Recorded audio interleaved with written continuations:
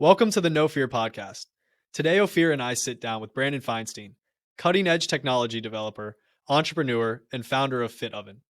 FitOven is set to take the vending machine industry by storm, providing healthy, restaurant-quality meals to its customers. Please enjoy today's episode.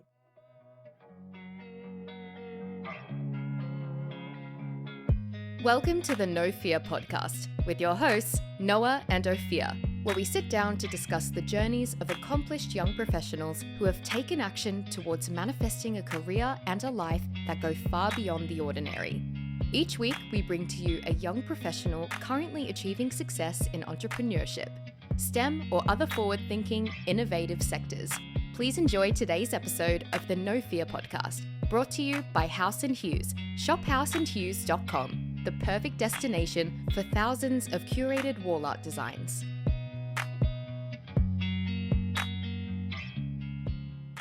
How's it going, Brandon? It's awesome to have you here today.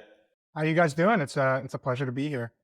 It's awesome. Thank you for joining Ophir and I. Yeah, we're excited to dive into a conversation about what you're doing with FitOvens, how you got there, and really just about your whole journey. So if you don't mind just kind of jumping right into how you had the idea of FitOvens and how you went forward with raising funding, coming up with a business plan and things like that. We'd love to hear the general summary of it to start off.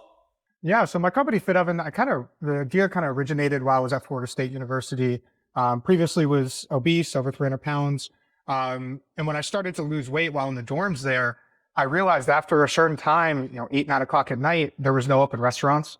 And so either I would go to bed hungry and not eat, or I would force myself to go get a snack out of the vending machine, which is on every floor of every dorm and every classroom and office building there on campus. And so all those machines were always packed with these unhealthy snacks and beverages. And I always felt like the technology in every sector of this world is progressing substantially. But the technology in these machines were lacking, and I had no idea why. So I started taking business classes and gaining the courage to develop plans and an idea and take that idea into fruition. But it really wasn't until I transitioned to FAU down in South Florida that it really opened my eyes as to what I can do and what this business has entailed. And I started to get into programs within FAU's entrepreneurship program, got a bunch of mentors beside me, started competing in these competitions around the nation, business plan competitions.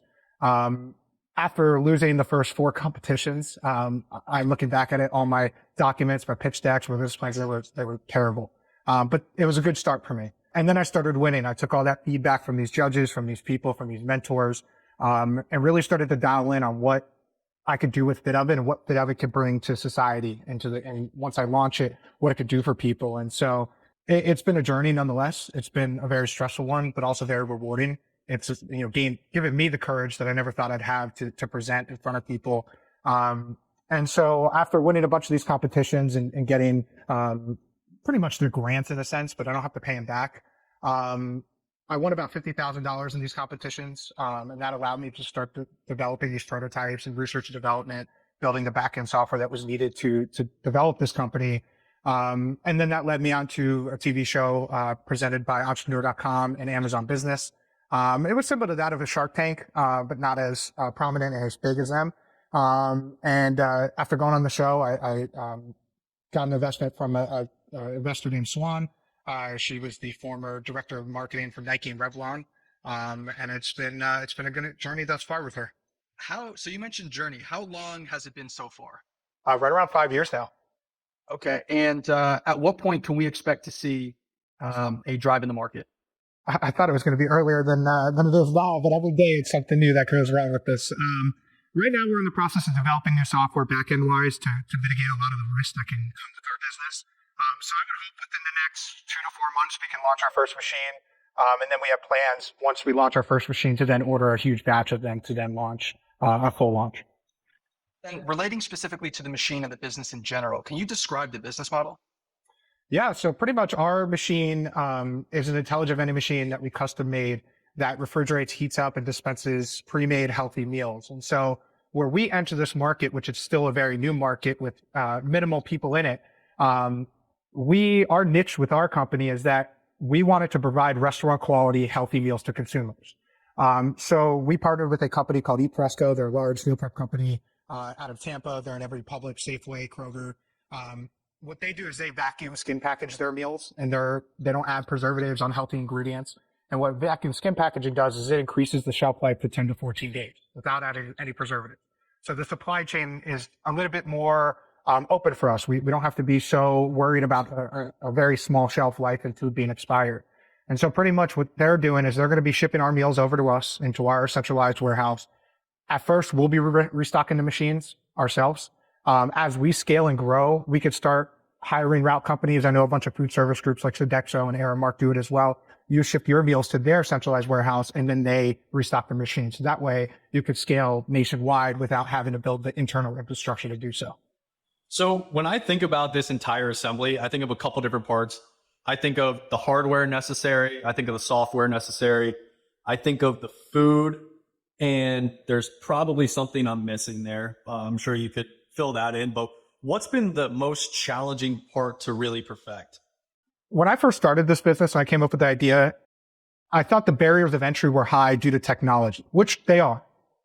But what I didn't account for with this company was there's multiple facets to why the barriers of entry are high. Yes, one aspect of it is the technology. There's a lot of technology within our touchscreen storefront with our backend app that we're currently developing that gives us real-time alerts if anything does go wrong. But what I didn't account for are the hurdles that I have to overcome with these food service groups. So when I first thought of this idea, I thought, okay, I'm coming up with this fantastic idea. This machine has never been done before. It's amazing. I could get it anywhere I want. I could put it in any location I want. We're ready to go. But what I didn't account for is that these food service groups are monopolies, and they run every big location, the airports, the hospitals, the universities. And so the struggle I've had is these companies don't want a disruptor in the market to be beside them. They want to hold your technology. They want to be in control. And that's something that I'm not wanting to do. And so until I scale and grow to a point where... By that, do you mean like they'd want to buy your technology and like you patent it, then buy it, and then use it rather than you entering the market? Correct. So there's actually a company, one of my competitors, they're located in Sarasota, a company called Juice Bake. David Tesler, who owns them, I've met before. He's a great guy, actually. Even though their competitor, he helped me early on and gave me some good pointers on research and development. He has $30 million back in him right now that he raised, and he has a portfolio company of 30 companies. He went to go to USF and put his machines on there, and Aramark, who their food service group is, said, good luck. You either give us your machine and technology, we control the food, or you're not getting on campus. Right. And he's like, I'll give the university $500,000. They said, no, like Aramark controls it. If Aramark says no, they say no. And so, yeah, they want the technology because they want to be the one in control. And that's not something I want to do. And it's not like they're going to say, hey, give me your technology, then we pay you $100 million. They're going to pay you minimal amount of money, make you still deal with the machines, but they are in control. If I understand this correctly, basically the entire food industry, in terms of the distribution, is monopolized. Then where do you see your entry into the market? That was one of the big hurdles these past 6 months that I've had to challenge myself on and create a plan to get around it. And what we came up with as a team around me, including my vice president, my board of advisors who have a lot of experience in these type of markets, is that we have to have leverage when we go against these people. We need people, that strategic partners around us, that are able to get a hold of the guys up top in these big food service groups and be able to get into them. So when I first started doing it, I honestly got really depressed about it in a sense. Like I was trying so hard to get into these big locations and then shot down over and over again. And actually it was funny. I was sitting in my Toyota dealership down in South Florida because I was getting my truck serviced. And I realized that there was like 100 people waiting, people buying cars, so many employees. And I thought to myself, I was there for 4 hours. I was starving. Why couldn't I have my machine in there? So what our plan is to start into these locations like dealerships and locations that are not ran by food service groups, but are in need of these type of machines and type of food. Start there. Once we get the leverage, then we get to our Series A round, get that strategic partner around us, and have that strategic partner allow us to scale into these bigger markets and locations. But what is nice is this investment with Swan will be able to bridge the gap from pre-seed to Series A and be able to fund us to that point. If you don't mind me asking, how much have you raised so far? So I invested my own $50,000 from competitions. Then I invested probably another personal $15,000 into the company. So I was in a total about $65,000 thus far. And then with the recent investment from Swan, which we agreed to be at $200,000 for 10% at a $2 million valuation pre-revenue, we've raised right about $2,065,000. So where do you expect most of that expenditure to go towards? Research and development, hiring on? Yeah, so luckily, most of the research and development I did myself and I funded myself. And most of it's done. Like right now, we're doing our custom backend app that's currently in development, but it's all paid for. So pretty much our plan with this is to use her lenders as people that are going to allow us to finance our machines that have a very low interest rate. So right now we're at about a 3% interest rate with her lenders, which is in itself is amazing. So we do want to use some of that funds to use as a down payment on these machines to be able to have better financing terms. And then the rest of it that we want to put away for working capital because unfortunately my type of business, the growth, as I grow, my expenses go up. It's not like I could get to that 10x, 20x, 30x mark a lot of these like software, SaaS type of businesses get. Unfortunately, as I go up, my expenses go up. So it's a very capital intensive business. So with that being said, we do want to have a good amount of working capital put aside for, inventory purchases of our food, new machinery, and anything that comes with it. And then we do want to put some aside for employees. I'm not going to be paying myself for the time being until it could be to a point where we hit certain milestones and have certain metrics that could be shown to investors and have it approved. I have a vice president on my team now who is not being paid, but I want to get him paid because I want to keep him on my team as he's a valuable asset to me. So some of that will be put aside for staff as well. So I know you mentioned your vice president a couple of times. What else does your team look like? Or is that the entirety? Is that you two? Yeah. So right now our immediate team is just myself and my vice president, James Taylor. We do have a great board of advisors. We have a guy named Mitchell Roth. He's the founder and CEO of Roth Industries. They're the nation's largest co-packer for ready-to-eat meals. They just raised $100 million through Blackstone and they're planning an IPO here shortly. My other board member, Carlton Washington, is the founder and CEO of Forever Young. They're an anti-aging doctor's office that has grown from one location in South Florida to over 1,000 nationwide with plans to go international. And then the third is my father, who sold his company after 40 years to a private equity group and now owns and runs a private equity company that specializes both in real estate and about Series A companies. You seem to have done a wonderful job bringing very talented, successful, and experienced individuals around you. Can you give us our audience a little understanding of how you got to that point? How did you meet these individuals? How are you networking like this? I tell everyone this because I love to be able to tell people what it takes. And people think it's a very tough process to get these people on your team and to be on board with you. But in honesty, they all love what they do. They love entrepreneurship. All they want to do is help the younger people who are gaining the courage at a young age to go into entrepreneurship and take that risk. They all want to do it. They all want to be a part. They all want to mentor. And so pretty much with me, it was just, I love to get feedback. I ask everyone and anyone, what do you think? What should I do? What in the future would you expect FitOven to provide? Or what do you think our machine should have? And so it came with me just asking questions, getting the feedback. And eventually after competing in these competitions, I took note of who was really interested in my company. My vice president, James, was actually the organizer for a large competition I competed in at USF called the Frank and Ellen Davalier competition, which I ended up taking first twice. And he just, every time I met with him, he was just always asking me, what about your company? Here's what I think you should do. Here's some tips on other companies I've seen. And so eventually I said, dude, I want you aboard. Like you are so smart. You're great. Like, can you join me? I can't pay you right now. I'll give you equity and I'll pay you eventually. Don't worry about it. But I need your expertise in that. So, and then funny enough, Mitch Roth, was the best one actually, because this was in the time where I was trying to figure out who my food supplier was, because my machine's microwave oven is so powerful that I can't put a generic meal prep container or cardboard box through it. It has to be a specialized container, which we ended up finding was vacuum skin packaged containers because they're self-emptying. So I emailed and messaged every single company that creates food and packages in that. Every single company. And then, so I found Mitchell Roth, his company, found him. I sent in an inquiry on the website, went on LinkedIn, messaged him with the LinkedIn Pro. And 12 hours later, he's like, I can maybe help. You probably can't because you're too small for me, but I would love to hear more. Hopped on a Zoom call the next day with him and he's been on the team ever since. He just grew love. He can't, provide the meals because just the volume isn't there for what he's doing. But he's been a huge help in our food distribution side of things. Awesome. So you mentioned loving feedback. And one thing I wanted to ask you was, what is one piece of feedback that stuck with you and really made you pivot and has been just astronomically helpful for you in the direction that you're going now? Yeah, so I was in a program called the FAU Tech Runway. It's a business accelerator program associated with FAU. Amazing group of people there. And not only are they an accelerator group and they help you get into these competitions and networking events, et cetera, they also provide you with a good mentor team of about 4 to 5 guys.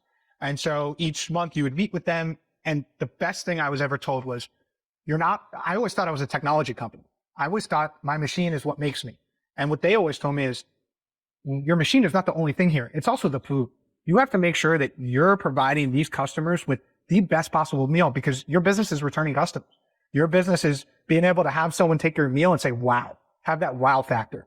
And so before that, I was just all about, how can I make my machine amazing? How can I make this machine the best in the world? And then I started to pivot and realize that, hey, maybe the food matters too. And so that's when I found these higher end. I chose to take the route of paying a premium for my meals and selling them not for a premium price as my entrance into the niche.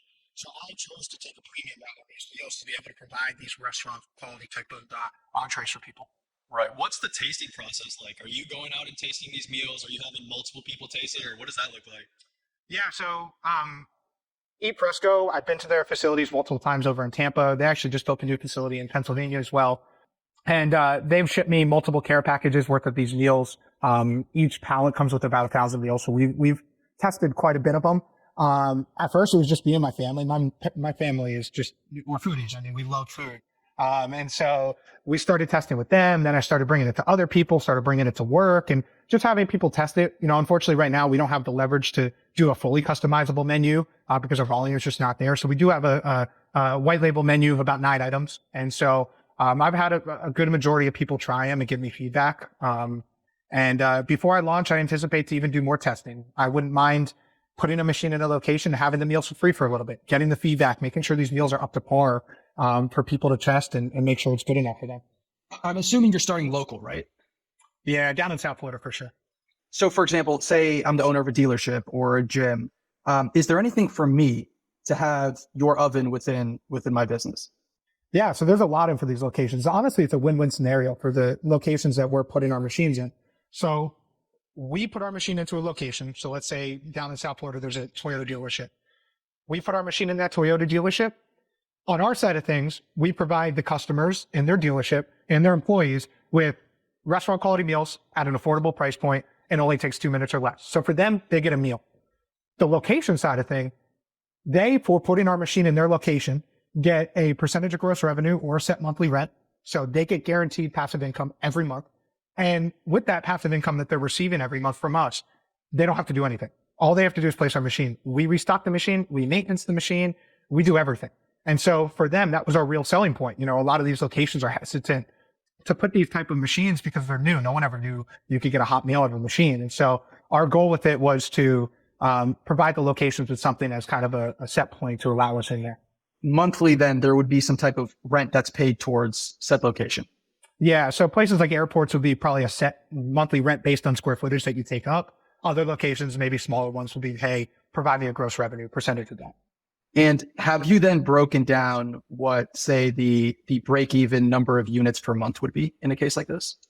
Yeah. So honestly, we felt like it was more breaking. We wanted to address our break-even analysis more so based on each machine, how many meals need to be sold to break even on each machine, rather than how many machines need to be break even, for our broad overview of our financial statements. And so pretty much we could break even on our machine in under a year at just selling 15 meals per day. When I designed this machine, I designed it in a sense that I wanted to minimize my upfront capital cost with these machines. I didn't want to add all these bells and whistles that other machine companies have, because they're not adding anything. The customer is going to the machine. They want a hot meal. They don't care about your barcode scanner, your disinfectant scanner that other people have. They don't care. It's just quick, easy, and that it works. They want a meal. Yeah. They don't care. They'll take a photo on their Snapchat of the machine or on Instagram. They'll say, wow, here's my meal. Here's my touch screen. I thought, hey, I need to prioritize getting these machines as low cost as possible, and I'll put my capital into the software, because the touchscreen is what matters more to the customer than the barcode scanner, whatever they want to put on this machine. So our machine cost is under $12,000 landed, and as we scale, it can order a bulk. We can get that cost under $11,000. So the break even is really not as big as per se other companies are in this market. So you're talking about 12,000 per machine, maybe get it down to 11,000. On a macroeconomic scale right now, with all the supply chain issues and rise in prices for basic goods, metals, and everything like that, how have you had to adjust to those adjusting markets in your planning? For the food side of things, we have a set contract with eFresco that does not allow them to raise the cost over 5% within a 6-month period. So we don't have, let's say currently with the egg crisis, if we have an egg present on our meal for 6 months, they can't raise it more than 5%. So in the micro, that's not much. In the macro, yeah, if it continues the egg crisis for 2 years, yeah, I'm screwed. But in terms of the machinery, we chose to go with I would love to have designed this machine in the United States. I had a domestic manufacturer, but unfortunately with the cost of goods, it's just not possible unless I was trying to dish out $50,000 for each machine. So we chose to have an exclusivity agreement and partner with the largest intelligent vending machine manufacturer, which is in China. So our cost of goods are lower, but the technology isn't decreased because we're going with them or because it's not domestic. And so, we really haven't been hit too hard thus far with the inflation numbers that are going on around the world.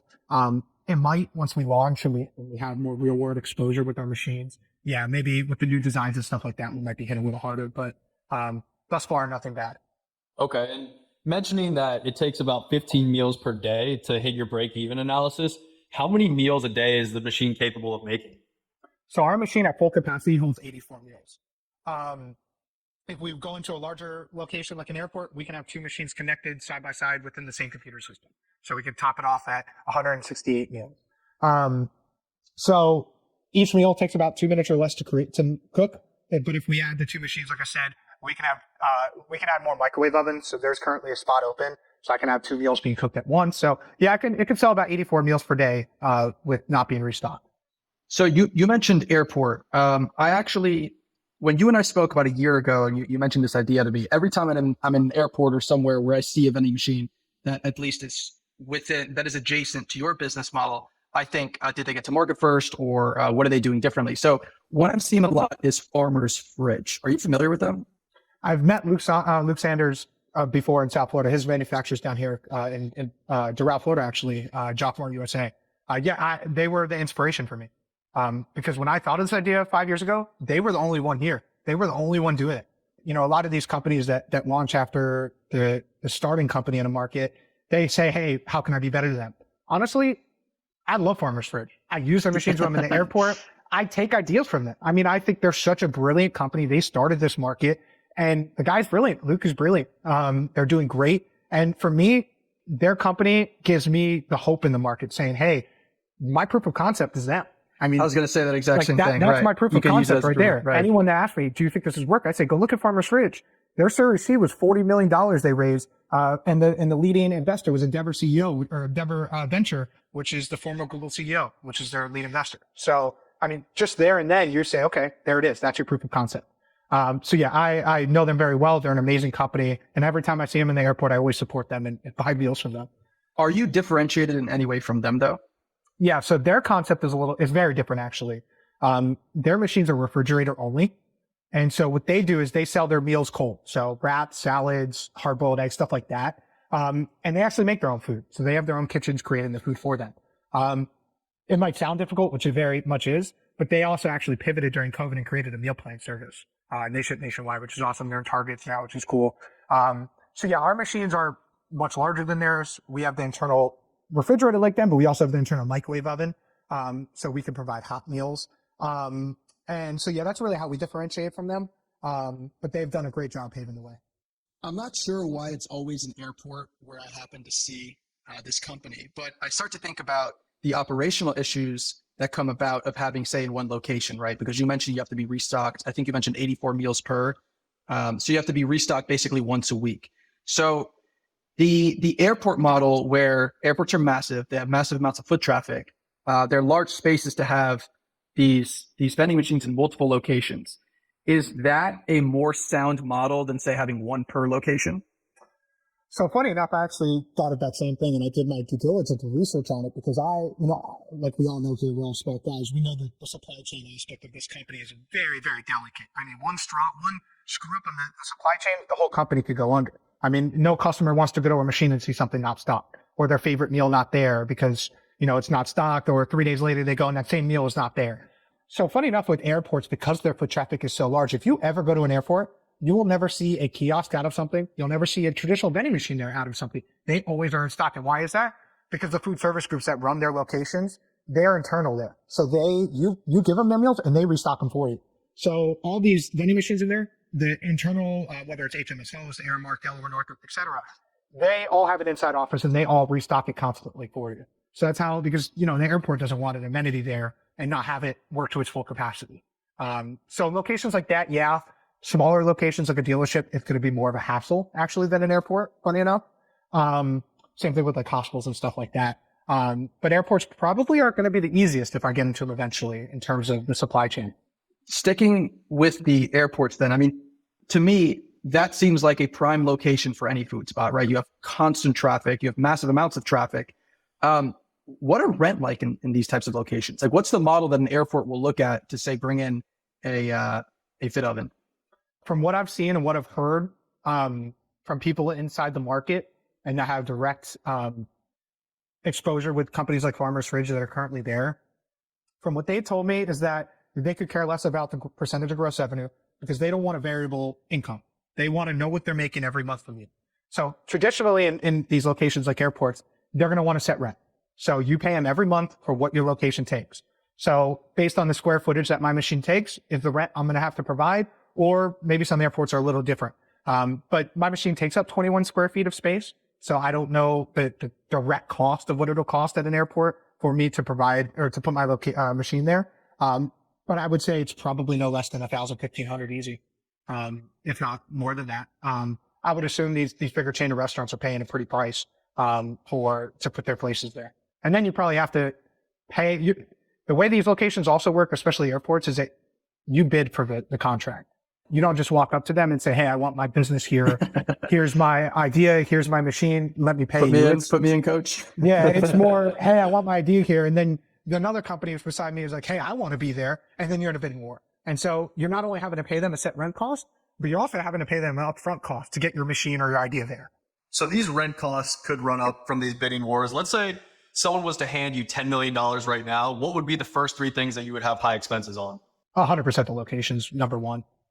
Because again, these bidding wars go on. They're really prevalent in the food service group. It's probably one of the most, overpopulated industries here in the world. I mean, everybody eats, everybody wants a restaurant, everybody has a restaurant.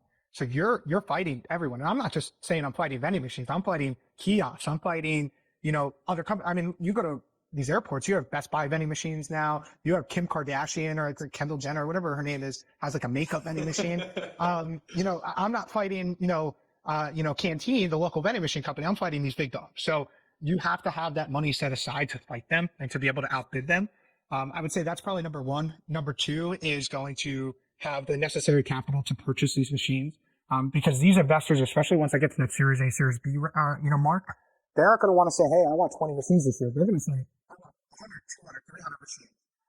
And that gets up costly. And then I think the three is a mixture between working capital for inventory and working capital to pay employees, because, your business is nothing without your employees. And with this type of business being sales oriented, you have to have a great sales team around you. And so I would love to be able to pay people to have a great team and to be able to, pitch my idea that I've had for so long to get into these big locations. Right. So you'd have to be very focused on sales in terms of finding these locations, but what would marketing to the actual consumers of the meals look like for you? It's so funny. I actually saw my original pitch deck 2 days ago. And it was so funny you brought up the marketing aspect of it. I was looking at my marketing. It was like, hey, I'm doing Facebook ads. Hey, I'm doing Instagram ads. And hey, I'm doing this. And I was, some of it makes sense. But then I thought, now I'm at the point where the B2C aspect of my marketing is not really that prevalent, because it's not like they can go on Instagram and say, wow, there's your machine. How can I order meals? And they're in Dallas and my machine's in South Florida. It's going to be more of a B2B marketing.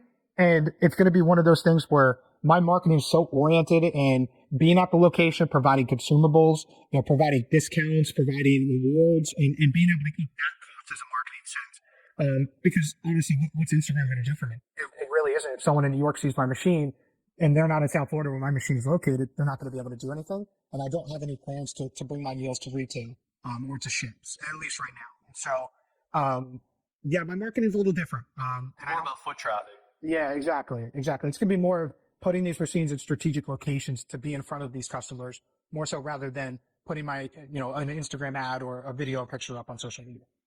I recently saw some Instagram video of some guy who ate like Taco Bell for 78 straight days and was like testing his vitals every so often. And like his body fat actually went down. He dropped cholesterol and everything. So you being a foodie, how many days straight do you think you could eat Fit Oven, and what would you look like at the end of it? I'll tell you this, I'd rather eat Fit Oven over the food I make at home. When I first thought of this idea, it was based on me overcoming obesity and really learning what goes into nutrition, what really goes into losing and gaining weight and doing it properly. And so I took that knowledge and implemented it to my company. And so my meals are as healthy as they get. There's no, artificial preservatives, artificial ingredients. There's no highly processed oils. Everything's made with these high-end ingredients and no preservatives because they're vacuum sealed. So I've had an issue recently where this is a fun story, a little bit off topic, but my food prep company told me recently that the containers, the trays that the food is placed in was, for the first time since 2003, raised by 1/4 of an inch. So, or increased by 1/4 of an inch length. So when I created the machine, I counted for 4 meals in a shelf equals 35 inches. So I created the shelf and put it to 35 inches. Fit perfectly. Well, now the 1/4 of an inch increase, now the 4 meals equals 36 inches. So my meals now don't fit, or at least one of them doesn't fit. And so I've been going to get their Publix style meals, which are in the ready to eat meal section. And I've been buying them from Publix recently because I've been trying to test and get the positioning right. So I've been eating Eat Fresco meals like multiple times per day for the past 2 weeks. And I'm actually down 8 pounds because I'm getting ready to go on vacation here shortly. So, I would gladly eat my meals constantly, every day. That's awesome. So say I'm in an airport and I'm trying to think in a scenario where I would be faced with a traditional business that I do know, or restaurant rather, that I do know, and trying, Fit Oven, for example. You mentioned you're not looking to market directly to consumers. However, what would then be that pitch for me I just got off a flight, I have a layover, I'm hungry, I see Chipotle, I see McDonald's, and I see Fit Oven. What is your pitch to then have someone like me really choose Fit Oven? How do you expect to pull them in? That was a big aspect of when I created my pitch deck. That was really one of my big things when I was creating my problem and solution side, is that how can I overcome these? Because my competitors are not only other vending machines, but there are other food companies, the Chipotles, the Chick-fil-A's, et cetera. If you go into an airport, you're waiting a long time to get those meals. The lines are outrageous, especially the way that the airports are right now with airfare. I mean, everybody's flying. It's a madhouse in these airports. So not only are you waiting, but these meals are increased price by a whole lot if you go to the airport. If you're buying a $10 Chick-fil-A bowl at your local Chick-fil-A or Chipotle, you're paying $16, $17 over at those airports. So my thing was, how can I overcome that? So my machine only takes 2 minutes or less compared to the average 7 to 8 minutes at a Chipotle or a Chick-fil-A, which is actually increased over at the airport locations. And their cost is $15, $16 per meal on average. Mine are $8 to $10. So but I have a 27% lower price to the consumer than these other locations like Chipotle, Chick-fil-A, et cetera, in these airports. And I have better ingredients in them. So not only am I healthier, I'm cheaper and I'm quicker. And so that's kind of how I came around to overcome those competitions or the competitors over in the airport type of location. The 2 minutes you keep referencing, right? Say I'm second in line, person in front of me orders. Do I have to wait 2 minutes or can I still order right after and then the 2 minutes elapse? If a meal's being heated up, you could still go to the touchscreen and purchase a meal. Right now, with our current iteration of our machine, we only have 1 microwave oven in there. We do have room for a second microwave oven. I didn't choose to do the research and development cost to create that when I first got the machine because I didn't really know what this company entailed for me yet. So in the next iteration, we are planning to put a second microwave oven. So 2 meals at once could be heated up. And then, like I said earlier, we can actually put 2 machines side by side together under 1 computer network and have 4 microwave ovens running at once. So you can have 4 meals being heated up at once. So, yeah, it's even if you're third in line, that's 6 minutes. You're still 2 minutes lower than the average time it takes to get a meal in line at an airport restaurant or fast casual restaurant. So Brandon, earlier you mentioned that you raised about $250,000, of which much would be expended towards the fixed cost of the vending machines. So back of the envelope math, you mentioned $12,000 per machine. That comes out to about 20 machines. You mentioned you gave up about a little over, I'm assuming then 10% of the company. So to scale this company now, you would, I'm making assumptions here, but would potentially need several thousand of these machines, right? Are you worried you gave up too much equity early on? Or how do you expect to cover that massive gap in terms of the massive fixed costs required to purchase several thousand of these Fit Ovens? Yeah, so obviously in the back of my head, making sure my cap table is as good as possible going into raising future rounds, because no one wants to dilute themselves too much. And, I have set aside equity for future employees. I have equity given out to my board members. My vice president has some. And so, in the back of my head, my cap table is a huge component and something that I think about every day. Why we chose to go with an investor this soon is exposure and getting into some of these larger locations if possible. And two, and the biggest component is having a good lender beside us that'll allow us to finance these machines without having the huge CapEx expenditure up front. Because I wouldn't love to spend $1 million+ on these machines and write a check out. It's just not possible, and it's not possible with a capital intensive business like mine. So what we're planning to do is to use a lender like hers that can provide us, a 2 to 4% interest rate on these machines with, 10 or 20% down on them, and be able to finance them over a certain amount of time. So we're not planning on putting all that capital towards machinery because, again, we'll be broke sooner than later. I mean, it won't be possible. So, that was a huge component for us. For us, it was a big component also was that we just felt like she fit. Like we felt that she was a person that could share the same mindset as us. Because I'd be naive to tell you I know anything about entrepreneurship. I don't. In the grand scheme of things, I know so little. And my thing with me is I want to make sure I succeed. And to succeed, I need people around me that are experienced, that are smart, that are knowledgeable about the industries that I'm pursuing. And she is, my vice president is, and the people around me are currently. And so I don't mind giving equity out if it means my future is successful. Awesome. So you talked about a lot of great traits about the knowledge of the people around you. And what would you say are some of the traits that you bring to the table in terms of driving this business that someone who was in your shoes back at FSU, who didn't really know what they wanted to do next and maybe wants to try entrepreneurship upon graduation would, really take and harness and make them successful? Before I started this company, I was someone that I didn't have the confidence to speak up. I didn't have the confidence to get in front of people. I was such an introvert. I mean, I was so nervous and so anxious about what I wanted to do because I was so scared to do anything. Entrepreneurship for me was a lifesaver. I mean, entrepreneurship has taught me so much, not only about business, but myself. It allowed me to gain that confidence to get up in front of people, to pitch to investors, to talk to my future locations or future, advisory board members, future team members. And so, what I can tell people that are in college is do it. Get out there. Don't tell yourself tomorrow. Don't tell yourself that you can't do it because you're not confident or you can't do it because you're not smart enough. I wasn't. I really wasn't. And I just did it. I did it once and then I kept doing it another time. And then sooner or later, it all compounded. And I had the people around me. Go to teachers, professors, join your local entrepreneurship club at your university. Almost every university these days now have an entrepreneurship program or accelerator program. All of them do, or incubator program. They all do, and they all love college students. They make their money on these college students going into their program. They get their fame from these college students competing. All they want to do is make sure that you succeed. And for example, my Tech Runway program at FAU, I mean, I'm forever in debt to them. They were a huge component as to where my company is today. And for me, all it took was to ask one faculty member at FAU, Regina Thompson. I asked her, she asked about my company. I told her, she got me into one program, then to the next program, and then to the next program. And so that one faculty member started it all for me. And so you just gotta do it. All these faculty members, all these people, they love college entrepreneurs. And so the best time to start is now. That's awesome advice, I have to say. To wrap up this episode, we always like to ask our guests, what is that one no fear moment that you would say encapsulates your journey so far? What would that be for you? So the biggest competition I competed in thus far was a huge national competition, collegiate business plan competition. It was in Minneapolis, University of St. Thomas. It was called eFest. And before this, it was just local competitions, FAU's business plan competition, nothing like this. I mean, I had teams from Harvard, from Yale, from Stanford, and I'm from FAU with the vending machine. And these guys are creating these software businesses, these medical robots, and I'm just like, I have a vending machine.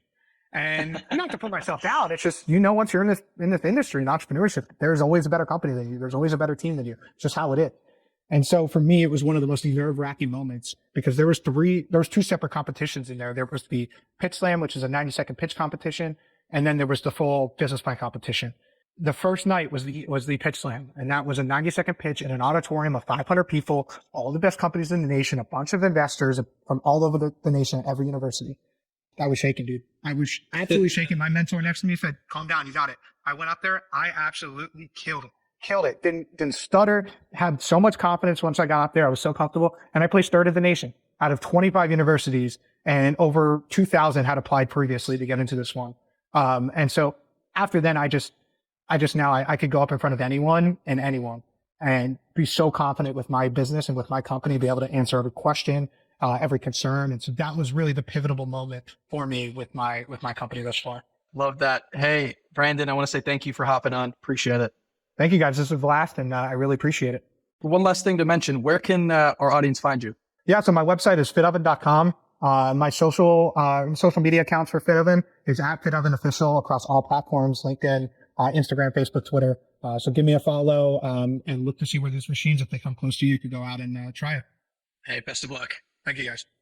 Thank you.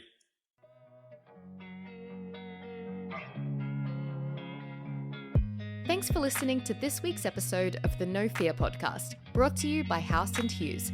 For more information about our show, visit thenofearpodcast.com. If you enjoy this podcast, be sure to subscribe on Spotify, Apple Podcasts, and YouTube. You can also connect with us on LinkedIn, Instagram, Twitter, or TikTok for insights into future episodes.